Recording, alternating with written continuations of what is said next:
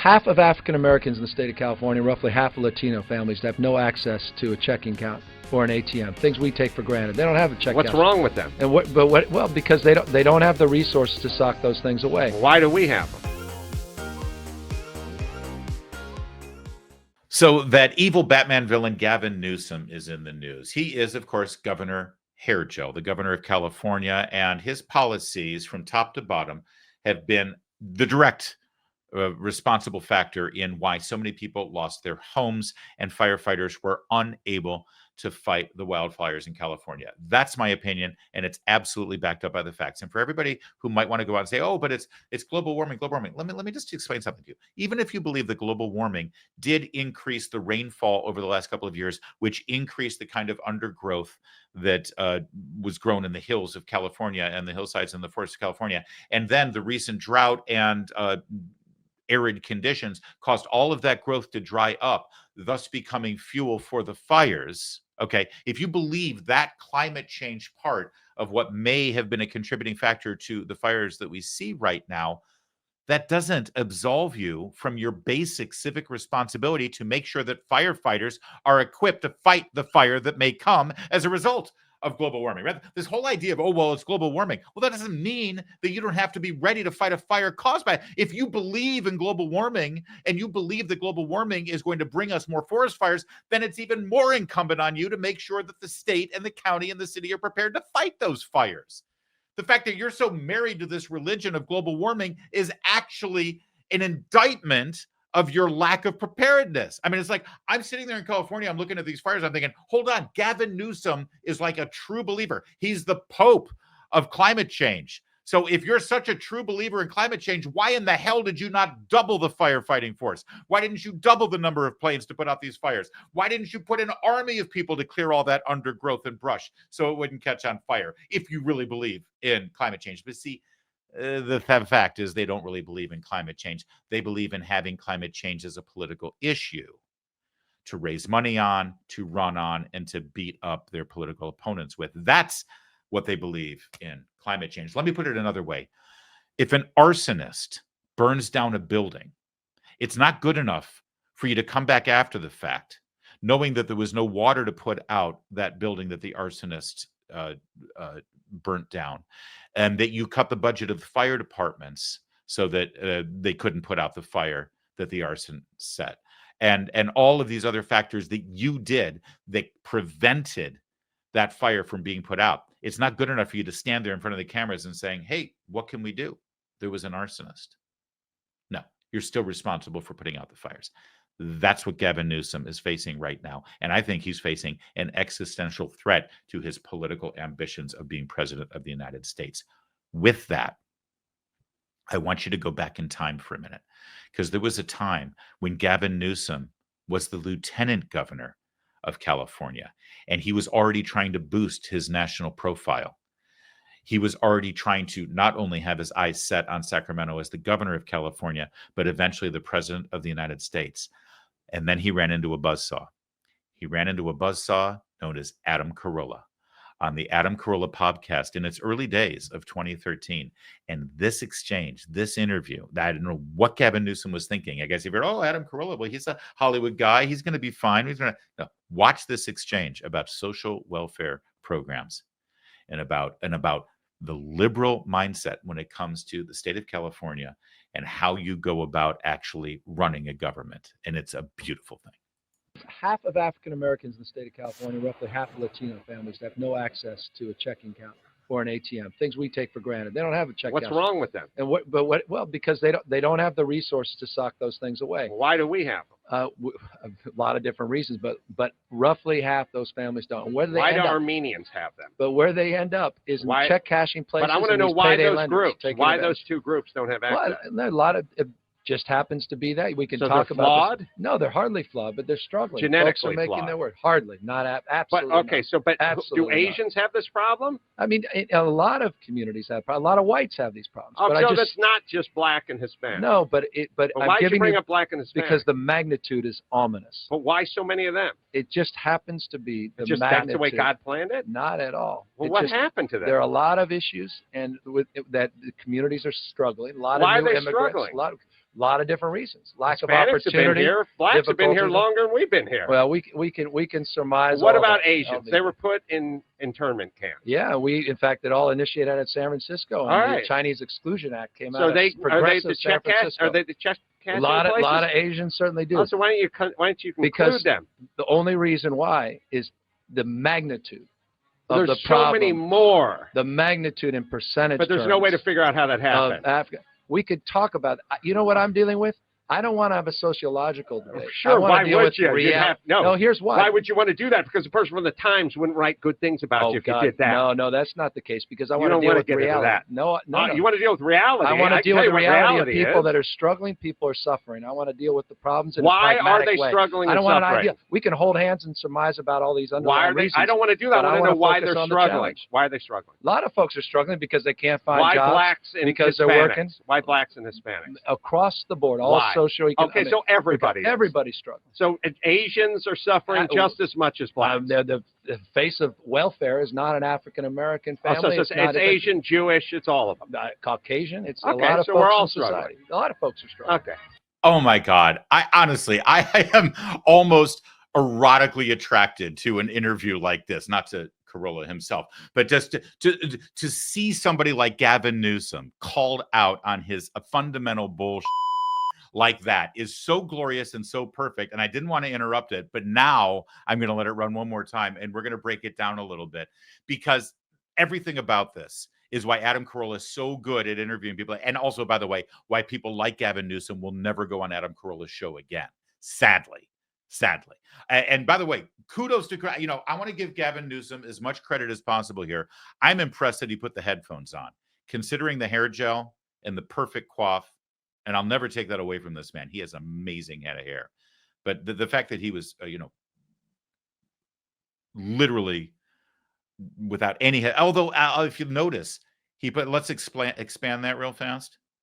If we could, you'll notice he put the headphones. I'm a trained professional. I'm a radio broadcaster. He put the headphones way in the back of his head. Do you see that? Do you see how they're way in the back on the crown? He did not want to mess up like right here, the top of his head. Right, where the hair really looks good on camera. All right. So this is back in the early dark ages of podcasting and streaming, where they just had the one fixed camera in the studio, right? In 2013. Boy, 12 years ago. Let's start again, where right at the very beginning of Gavin Newsom's statement, he's already caught off guard. And why? Well, watch. Half of African Americans in the state of California, roughly half of Latino families, have no access to a checking account or an ATM, things we take for granted. They don't have a check. What's wrong with them? And what? Now, right there, he's used to saying these things. Half of African Americans and nearly half of Latinos don't have access to it. By the way, what does that mean, access to a checking account? Access to a checking account? You mean you go to a bank to open a checking account and they refuse you? By the way, he won't answer the fundamental question. Why is that with Latinos? Because Latinos don't have a U.S. ID to be able to open that bank account, or they have a stolen ID because of identity theft. And as soon as they open that bank account or that checking account, it'll be seen that they're making money under the table in this country, or they're using somebody else's identity. That's why they don't. It's not that they don't have access, they choose not to. But we'll set that aside for a minute. He's so used to saying this bromide to somebody on television or radio or a newspaper reporter. Half of African Americans don't have access to a checking account, and we got to do something about that. And he's just used to saying that unchallenged. And nobody says, well, wait a minute, why don't we fix the root cause here? Because that's terrible. So instead of actually, your big government program that might solve that, why don't we figure out what the fundamental root cause? Remember how everyone wants to get to root causes? Nobody wants to get to root causes here. Why is that the case? Why is it? And Adam Carolla challenges the premise here. All right.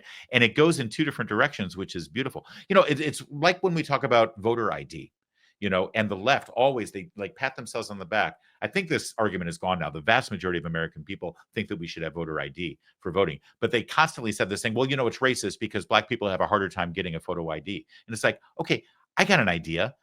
Let's bring, if that's true, which by the way, I don't think is true, but if it's true, that for some reason black people are incapable of getting an ID? How about this? Instead of degrading our voting system to accommodate those black individuals who you claim can't get a photo ID, I got a better idea. How about we bring those people into our society? How about we let them be on planes and open bank accounts and cash checks and go into government buildings and all of the other fundamental, drive a car, for instance, all of the things that you can't do in this society unless you have a photo ID, instead of actually using this as an excuse so you can continue your fraudulent voter practices and hide behind the fig leaf of, oh, it's racist because black people can't get a photo ID. I got a better idea. How about we elevate all of those people who in this country can't get a photo ID and bring them into normal functioning society and get them a photo ID? And they have no idea. They have no answer to that, actually, because they would much rather use it as an excuse for their own political power and their fraudulent election systems. Okay, so he's not used to be challenged on this at all, right? But what? Well, because they don't have the resources to sock those things away. Why do we have them? What does that mean? So why don't they have a bank account? Oh, because they don't have the resources to sock those things away. Number one, what does that mean? And number two, who here, when they were 8 years old, did not have their father, their mother, or their grandfather open up a little savings account so that you could put your allowance just to teach you how to save money? Now, maybe you didn't. Maybe times have changed, but I know I'm a Gen Xer. That's what I did when I was a little kid. And you can put $1 away a week at a time. If you don't need resources to open a bank account and start establishing that sort of thing. Number two, but then Adam Carolla says, well, how come it's just half of black people and nearly half of Latino people? How come we have those resources and other people don't? And again, he doesn't know how to answer this question. A lot of different reasons, but roughly half those families don't. Where do they why end do up? Armenians have them? But where they end up is in check cashing places. But I want to know why those groups, why those two groups don't have access. Well, a lot of it just happens to be that. We can so talk they're about flawed? This. No, they're hardly flawed, but they're struggling. Genetically Folks are making flawed. their word. Hardly, not absolutely. But okay, not. but Absolutely do Asians have this problem? I mean, a lot of communities have. A lot of whites have these problems. Oh, but so that's not just black and Hispanic. No, but why did you bring up black and Hispanic? Because the magnitude is ominous. But why so many of them? It just happens to be. And spoiler alert, as we've already seen this, he has no answer to it. It's such a glorious clip, and I'm so glad we were able to share it with you. I remember when it first happened, and it was fantastic. It was incredible. And it shows you exactly who Gavin Newsom is. He hasn't changed, not one bit, except he's actually, frankly, better at lying. That's what's so scary about this guy, is that he can lie to you with a smile on his face. He knows he's lying. The reporters know that he's lying, and they're all just so magnificently mesmerized by his ability to lie. He literally has no shame, which brings us to this clip where he is trying to manage. Well, I don't know what he's trying to do other than a photo op there. He's on a street in the Palisades or Altadena where the wildfires are. And then this woman, a neighbor, saw him there and went after him. And honestly, I think this clip right now, listen, that clip we just saw is brilliant, but sadly it did not end his political career. It should have. This one might. Listen, he's the governor of California. Good for you. This clip right here may be the reason why this is the end of Gavin Newsom's political career and he won't hold elected office again. Governor, you got a second? Governor, I live here, Governor. That was my daughter's school, Governor. Please tell me what you're going to do. I'm not going to hurt him, I promise. I'm literally talking to the president right now to specifically answer the question of what we can do for you and your daughter. Okay. Now, first of all, jackass, take the sunglasses off. For God's sake, what are you doing with the Ray-Bans? You're talking to a human being, this person who has just lost their home and their daughter's school, and you're keeping the Ray-Bans on because you look cool. So right there, you got a problem. But did you hear what he said? I am literally talking to the president of the United States right now. Literally. He used the word literally. I am literally, and he's pointing at his cell phone, right? I'm literally talking to the president of the United States. So this is going to be dramatic. All right, let's see what happens next. Wow, the president's on the phone right when this woman needs help. This is great. Can I hear it? Can I hear your call? Because I don't believe it. I'm sorry. There's literally, I've tried 5 times. That's why I'm walking around to make the call. Why is the president not taking your call? Because it's not going through. So it starts with, I'm literally talking to the president right now. Leave me alone, crazy woman. But please vote for me in November. And then she says, oh, great. Can I listen? Because I'd like to know what you guys are going to do. And he goes, yeah, the call won't go through. I have no signal here. I'm actually. So apparently you're not literally talking to the president. And see, it's funny. This clip goes on. Let's watch a little bit more of it because I want to make one final point. So I have to get cell service. So let's get it. Let's get it. I want to be here when you call the president. I appreciate it. I'm doing that right now. And it's to immediately get reimbursements, individual assistance, and to help you. I'm devastated for you. I'm so sorry, especially for your daughter. I have 4 kids. Losing Everyone who went to school there, they lost their homes. They lost 2 homes because they were living in one and building another. Governor, please tell me, what are you going to do with the president right now? We're getting the resources to help rebuild. Why was there no water in the hydrants, Governor? That's all literally. Is it going to be different next time? It has to be. Has to be. Of course. What are you going to? I need you to. Is it going to be different this next time? And he says it has to be. I want you to know that this, I believe, is the 3rd or 4th wildfire that he has overseen, devastating wildfire. And he says, oh, it has to be different next time. Why wasn't it different this time? The question that she asked, why was there no water in the reservoir? Yeah, we're trying to get to the bottom of that. You're governor. You find out that there was no water in the reservoir and there was no water in the hydrants for the firefighters. So those homes just burned down. Why is that not? It's been a week now. Why is that not the only question you've been asking? And why do you still not have an answer to that? And how hard can that answer be? And he's just BSing. He's just trying to get this woman away from him. That's why he said, I'm literally talking to the president right now. And of course he's not. And this whole fake Alec Baldwin growly whisper voice that he uses is bizarre and creepy and frankly a show. He's a made for Hollywood candidate. He's a made for Hollywood governor. And this is what happens when the crack show, when you don't actually run on the ability to do anything and run anything, but you just want the job because it's the next step in your career ladder. And you just like the fact that you get the popular, oh, I'm on TV, I get to go to Lakers games, and I'm, the governor of the biggest state in the union. And let's face it, I'm never challenged because it's one party rule. So I'm just going to keep looking good and smiling my pearly whites. And the media in that state and nationwide really lets him get away with that. But let me tell you something about Gavin Newsom. And this is why I think this clip right here is the end of his political career. This exposes not just what a creepy dude he is and how unfeeling he is and how incompetent he is and what a liar he is, but it also, frankly, proves what a bad politician he is. You see, if this were Bill Clinton in the middle of a natural disaster and this woman comes running up distraught like this, he would have taken off the sunglasses. He would have given the phone to an aide. He would have looked that person in the eye. Maybe even a tear would have come down his cheek as he listened to her or pretended to listen to her. He would bit his lip, and after she let it all out, he would have given her a hug and been there and said, I understand, and this is wrong, and we're going to do whatever we can. Now, if it were Bill Clinton, he's probably also copping a feel while he gives her a hug, because there's always something going on there. But that's what he would have done. Joe Biden, by the way, for all his faults, also would have been able to put that show on as well. Maybe even Barack Obama. I don't know about he's a little cold and distant.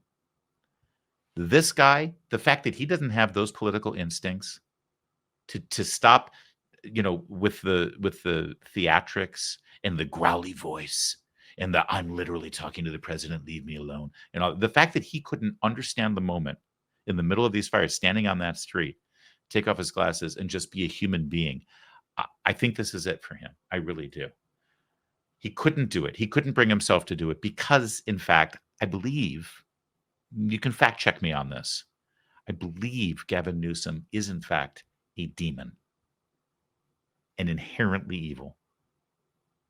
But his hair does look fantastic. I mean, again, I do want to point out, to give credit where it's due, the hair, the sunglasses, the wardrobe, I mean, that's A+. He's got that down. The whole being a human being thing, the whole actually being a competent governor and running a state and being there when they most need help. Yeah, that part needs a little work. Increased tariffs on our trade partners. They're coming, man. Tax cuts and regulation changes. Well, I hope they're coming. Learn why gold is a viable diversification tactic now more than ever. That's right. All of the things that the Trump administration is about to implement economically, is going to affect your pocketbook, your long-term plans, and gold has got to be a part of that. Birch Gold, the only company I endorse, they're releasing their ultimate guide for gold in the Trump era. And there's a foreword of that book written by Donald Trump Jr. Get your free copy right now, along with Birch Gold's free information kit on gold. All you got to do is text my name, Larry, Larry, easiest name in the world, to 989898. Larry, text that to 989898. The facts don't change regardless of who the president is. Our national debt going through the roof. The interest payments on the national debt going through the roof. Gold is still your hedge against a weakened dollar, and Birch Gold, still the company I recommend to help you convert an existing IRA or 401k into a tax-sheltered IRA in gold, and not one penny out of pocket for you. So text my name, Larry, to 989898. Get your free copy of the ultimate guide for gold in the Trump era. There's no obligation, only information. Once again, that's my name. Text Larry, Larry, to 989898. Do it now.